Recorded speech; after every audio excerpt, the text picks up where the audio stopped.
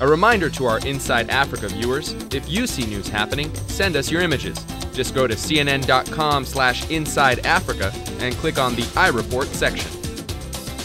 You're watching Inside Africa. Welcome back. AIDS has taken a terrible toll on children around the continent. In Lesotho, a country of about 2 million people, the disease has orphaned an estimated 100,000 children, and thousands more are HIV positive. My CNN colleague Lindsay Corley has a unique perspective on the crisis because she's worked with orphans in Lesotho. Lindsay recently went back to check on the pace of progress, and she put together this video diary. My journey in Lesotho began in 2006 as a volunteer for an orphanage in Maseru. I was caring for just a few of Lesotho's 100,000 orphans.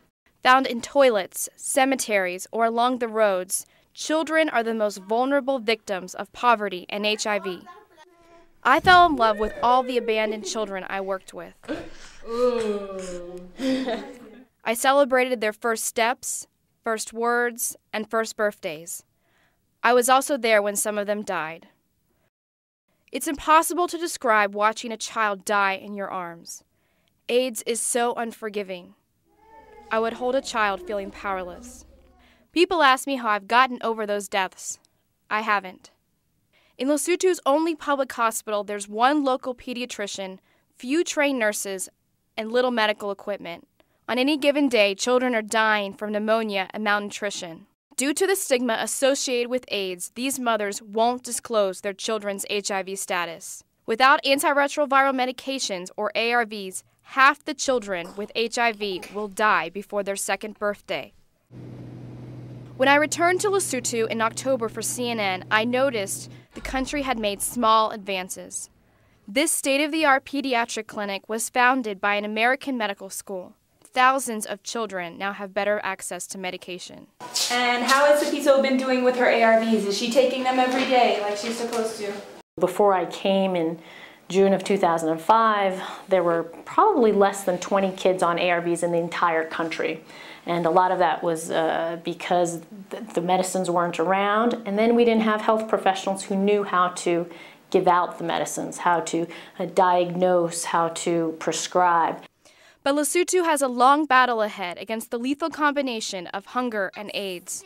The life expectancy here has fallen to just 39 years old. You can give a child ARVs, but if they're starving to death, then the ARVs don't really matter. The difference between the children in these pictures and the children of America is access. Access to basic health care and food. But there is hope for Lesotho and for Africa by caring for one child at a time. That was our Lindsay Corley in Lesotho. Now, before we go, I want to make sure we see you back here next weekend. I don't want you to miss documentary filmmaker Sorius Samora.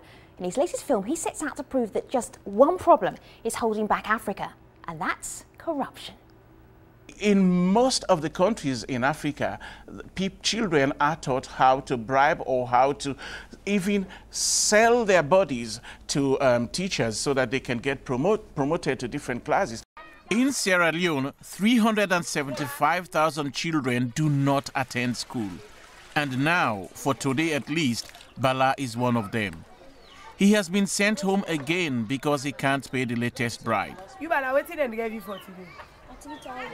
So that's where we have to start pointing the torchlight. And I'm hoping that people will get that it's not just about bringing the continent down, but it's about saying, you know what, we have a problem. Let's look at where the problem is and deal with it.